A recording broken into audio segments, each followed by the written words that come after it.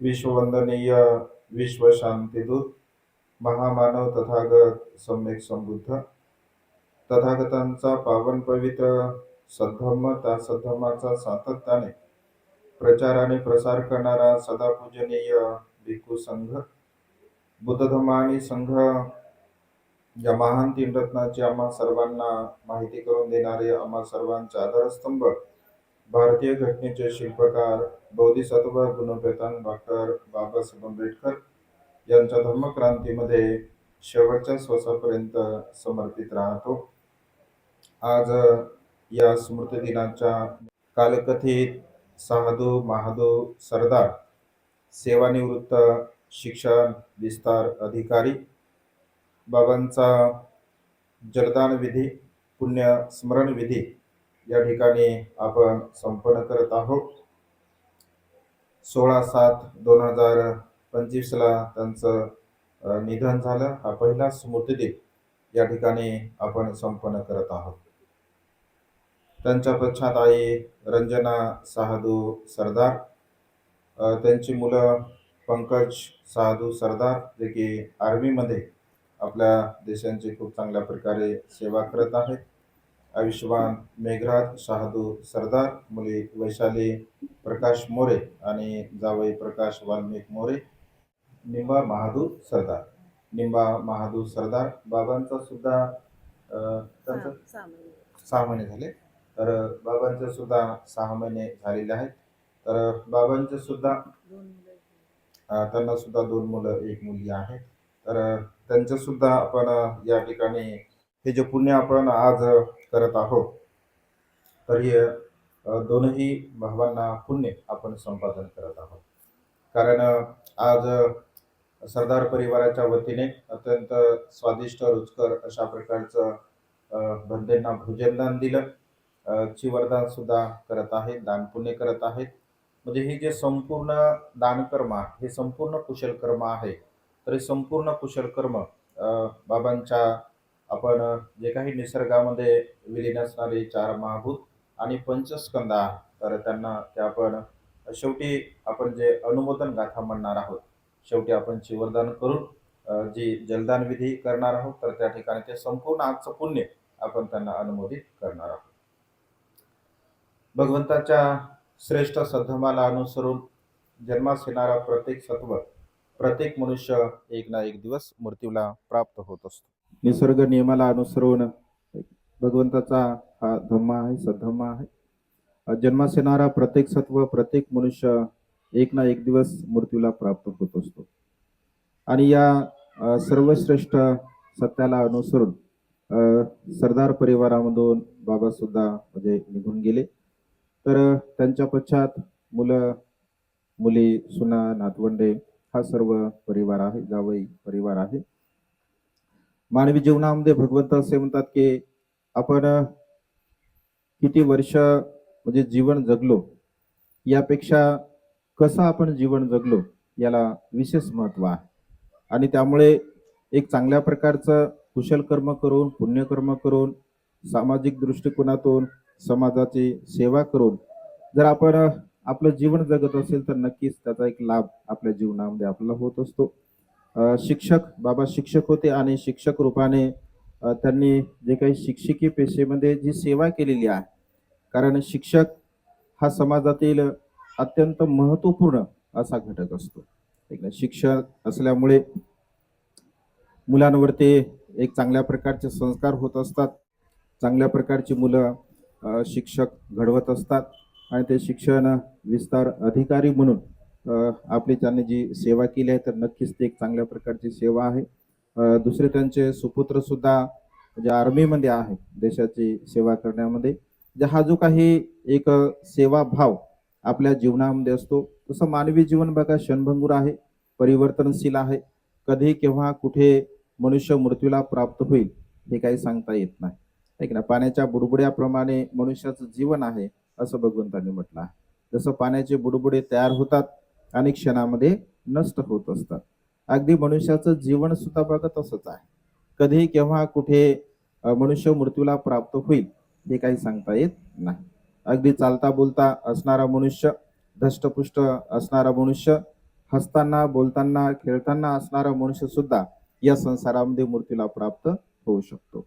आणि त्यामुळे हे जीवन जे आपलं आहे तर अनिश्चित आहे. म्हणजे निश्चित जीवनाची दिशा कुणालाही माहीत नाही. कोणीही सांगू शकत नाही की मला एवढं आयुष्य आहे, मी एवढं आयुष्य जीवन जगेल, असं कोणीही सांगू शकत नाही. अनिश्चित असं आपलं हे जीवन आहे. आणि त्यामुळे आपण आपली स्मृती नेहमी जागरूक ठेवली पाहिजे. आपली प्रज्ञा आपण नेहमी जागरूक ठेवली पाहिजे की अरे, माझं हे जीवन जे आहे तर मरणधर्मी आहे. माझा हा स्वभाव जो आहे तो मरणधर्मी आहे. एक ना एक दिवस मी मृत्यूला प्राप्त होणार आहे. हे सत्य मात्र आपण स्वतः स्वीकारलं पाहिजे. स्वतः या सत्याचं आपण चिंतन मनन केलं पाहिजे. मग या सत्याचा आपण स्वीकार का करावा, नाही का? याचं चिंतन मनन का करावं? तर भगवंत असे म्हणतात की याचं चिंतन मनन जर आपण केलं तर आपल्या जीवनाकडे बघण्याचा जो आपला दृष्टिकोन असतो तो दृष्टिकोन मात्र सकारात्मक होतो. तो दृष्टिकोन पॉझिटिव्हली आपण आपल्या जीवनाकडे बघत असतो. कारण आपल्याला माहित असतं की अरे, एक ना एक दिवस आपण तर मरणार आहोत. एक ना एक दिवस आपण तर मृत्यूला प्राप्त होणार आहोत. मग हे जे मिळालेलं जेवढं काही मला आयुष्य आहे, जेवढं आपल्याला मिळालेलं आयुष्य असते, तर या मिळालेल्या आयुष्यामध्ये मी माझ्या जीवनामध्ये कशा प्रकारचं चांगलं कर्म करू, कुशल कर्म करू, पुण्य कर्म करू. माझ्या जीवनामध्ये मी कधीही कुणाचा राग करणार नाही, द्वेष करणार नाही, लोभ करणार नाही, मोह करणार नाही. माझ्याकडून मी कधीही कुणाला कुठल्याही प्रकारचं दुःख होईल अशा प्रकारचं मी जीवन जगणार नाही. याचं सातत्याने आपण चिंतन मनन केलं पाहिजे. का? कारण आपण मरण धर्मी आहोत. आणि मरण धर्मी असल्यामुळे जेवढं अधिक अधिक आपल्या जीवनामध्ये सुख प्राप्त करण्यासाठी किंवा सुखी जीवन जगण्यासाठी जेवढे अधिक अधिक चांगल्या प्रकारचे कर्म आपल्याला करता येतात तेवढे अधिक अधिक चांगल्या प्रकारचे कर्म आपण आपल्या जीवनामध्ये केले पाहिजे.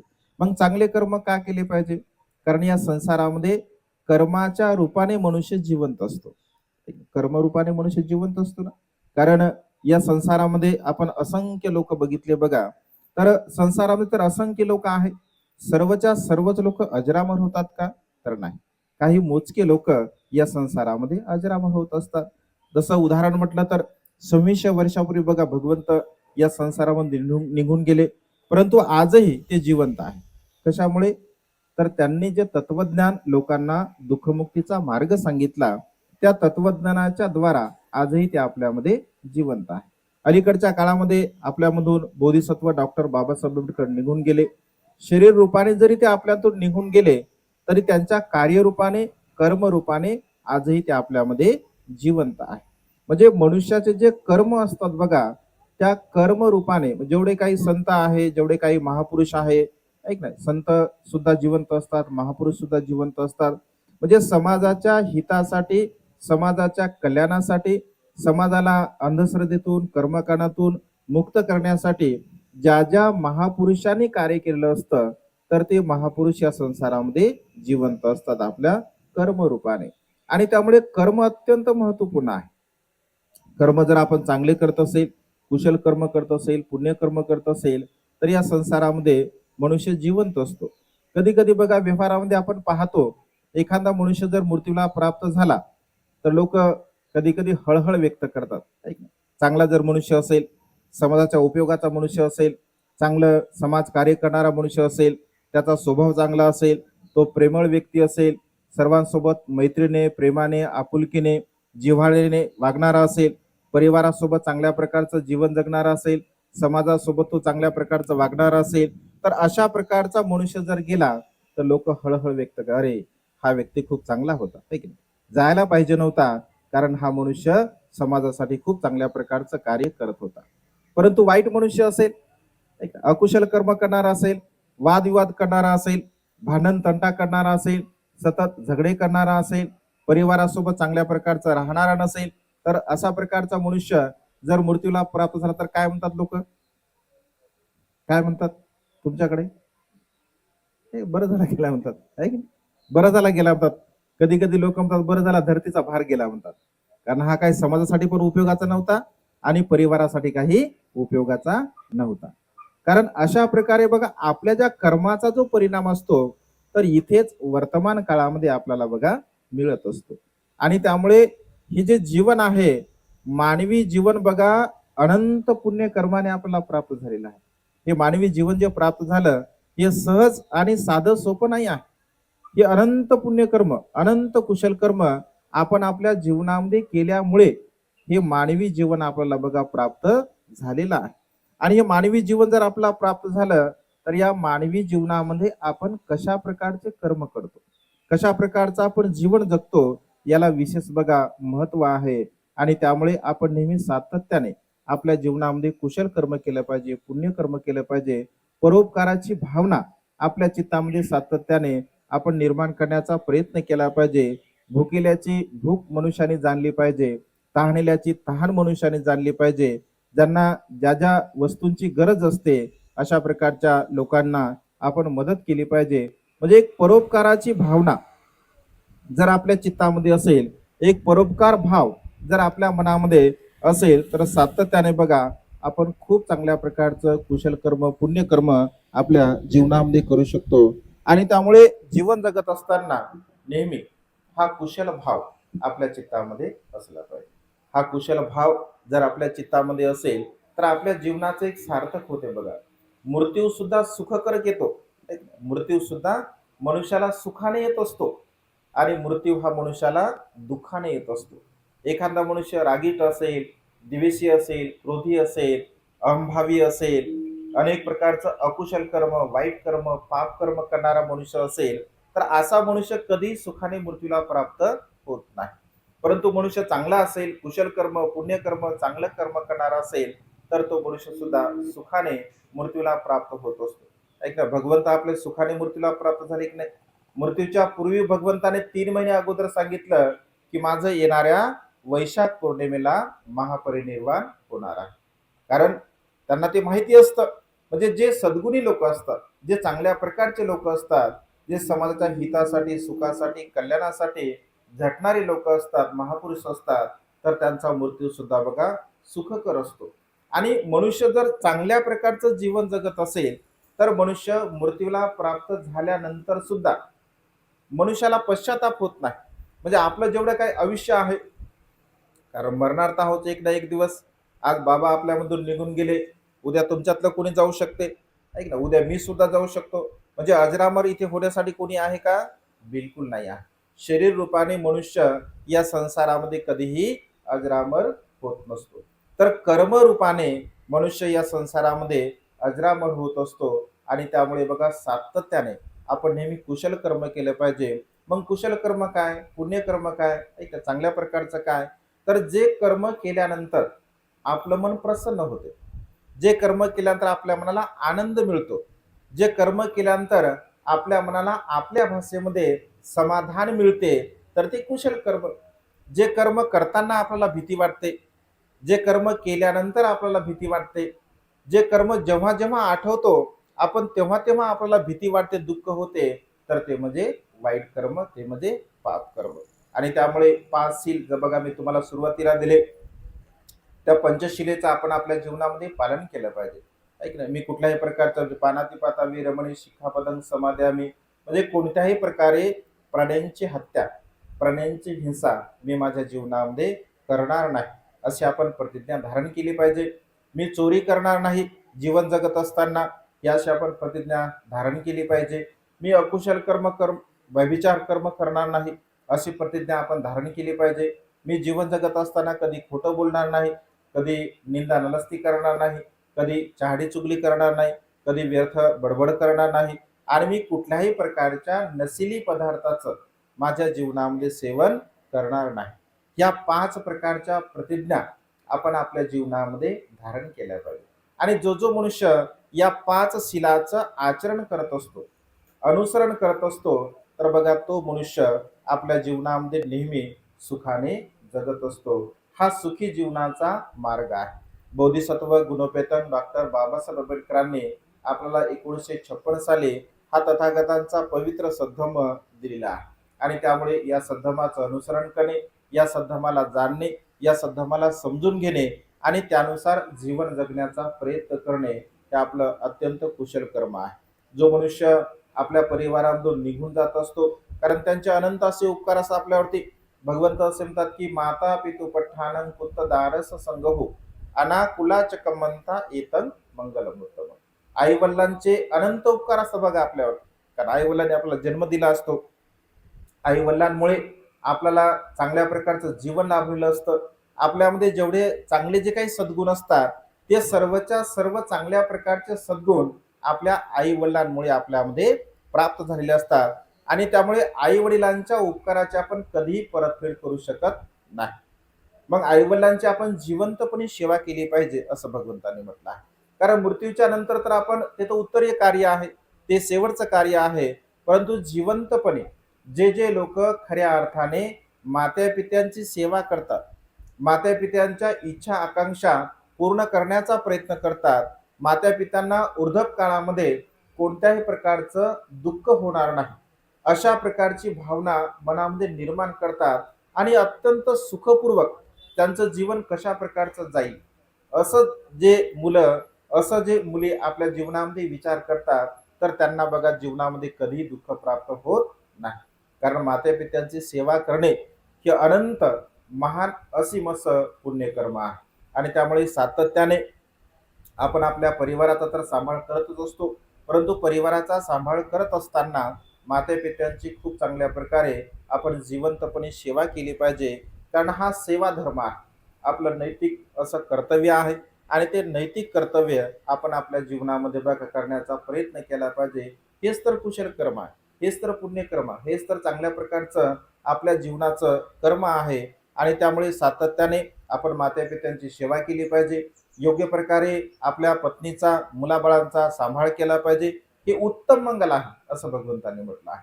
म्हणजे या संसारामध्ये सुखपूर्वक जीवन जगण्यासाठी एक उत्तम मंगल आहे. कारण आपण जर चांगले कर्म केले, आपण जर कुशल कर्म केलं, आपण जर पुण्य कर्म केलं, आपण जर आपल्या माता पित्याची सेवा केली, तर आपले मुलं बाळ आपली सेवा करतील. आपण जर आपल्या माता पित्याची सेवा करत नसेल, तर आपण आशा करू नये की आपले कोणीतरी सेवा करेल. कारण इथे निसर्गाचा नियम आहे, जसं कराल तसं भराल. ऐक ना, जशा प्रकारचं बीज तुम्ही पेराल तशा प्रकारचं ते उगवत असते. तुम्ही जर चांगल्या प्रकारचं बीज पेरलं तर ते चांगल्या प्रकारचं उगवते.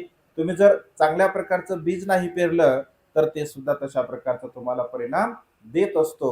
आणि त्यामुळे सातत्याने आपल्याला असं वाटत असेल की मी खूप चांगल्या प्रकारचं कर्म केलं पाहिजे, मी खूप चांगल्या प्रकारचं जीवन जगलं पाहिजे, तर आपण सुद्धा कुशल कर्माची नीव आपल्या जीवनामध्ये आपण ठेवण्याचा बघा प्रयत्न केला पाहिजे. माता पित्यांचे अनंत जे उपकार असतात ते उत्तरीय कार्य आहे, ज्याला जलदान आपण म्हणत असतो, पुण्य स्मरण असं म्हणत असतो. कारण माता पित्यांनी अनंत उपकार केले असतं बघा आपल्यावरती. आणि त्यामुळे शेवटच्या क्षणी त्यांच्या नावे आपण जे कुशल कर्म करतो, पुण्य कर्म करतो, दान कर्म करतो. कारण पुण्याचं अनुमोदन तीन मार्गाने आपण करत असतो. एक तर दान पुण्य करून आपण पुण्याचं अनुमोदन करतो, जसं सरदार परिवाराने भोजनदान दिलं, हे कुशल कर्म आहे, पुण्यकर्म आहे. भिक्षूंना भोजनदान देणे किंवा श्रद्धा संपन्न उपासक उपासकांना भोजनदान देणे किंवा आपल्या बांधवांना भोजनदान देणे हे महान पुण्यकर्म आहे बघा, कुशल कर्म आहे. त्यानंतर तुम्ही वस्त्र चिवरदान करत आहात, हे वस्त्रदान करणे सुद्धा महान असं पुण्यकर्म आहे. जे धम्म चळवळ गतिमान करण्यासाठी, बाबासाहेबांचं मिशन गतिमान करण्यासाठी आपण जे काय आर्थिक दान करत आहात, तेही एक महान पुण्य आहे. म्हणजे दान पुण्य करून पुण्याचं आपण अनुमोदन करत असतो. दुसरी गोष्ट सील पालन करून, जसं तुम्ही सील घेतलं, शिलाचं पालन करून सुद्धा तुम्ही दानाचं अनुमोदन करू शकता, पुण्याचं अनुमोदन करू शकता. आणि प्रज्ञेचा अभ्यास करून म्हणजे तुम्ही धम्म श्रवण करून त्या धम्माचं आचरण करून त्याचं चिंतन मनन करून आणि तशा प्रकारे आपल्या जीवनामध्ये त्याचं आचरण करून एक पुण्य बघा संपादन करू शकता. आणि त्यामुळे दान, शील आणि प्रज्ञा हे तीन मार्ग आपल्या जीवनामध्ये बघा पुण्य संपादक करण्याचे असतात. आणि त्यामुळे आज परिवाराने बाबांच्या या प्रथम स्मृती दिनाच्या निमित्ताने जे जे काही कुशल कर्म केलं, पुण्यकर्म केलं, जे कुशल कर्म करत आहेत, पुण्यकर्म करत आहेत, हे संपूर्ण कुशल कर्म पुण्यकर्म बाबांचे निसर्गामध्ये विलीन असणारे चार महाभूत आणि पंचस्कंद यांना सुगती प्राप्त हो. बाबांच्या जाण्यामुळे परिवारांना जे काही दुःख झालं आहे, अपतेष्टांना नातेवाईकांना जे दुःख झालं आहे, ते दुःख सुद्धा बुद्ध धम्म आणि संघ या तीन रत्नाच्या बलाने पूर्णपणे नष्ट हो. तुम्हा सर्वांना तुमच्या जीवनामध्ये आयुष्य वर्ण सुख आणि बल प्राप्त हो. तुमच्या जीवनातील सर्व प्रकारचं दुःख नष्ट होऊन तुम्हाला सुखाची अवस्था प्राप्त हो. अशा प्रकारची मंगलमय आणि उदात्त कामना या ठिकाणी व्यक्त करून ही छोटीशी धम्मदेशना संपन्न करतो. सर्वांचं मंगल हो, सर्वांचं कल्याण हो, सर्वांना दीर्घायुष्य लाभो.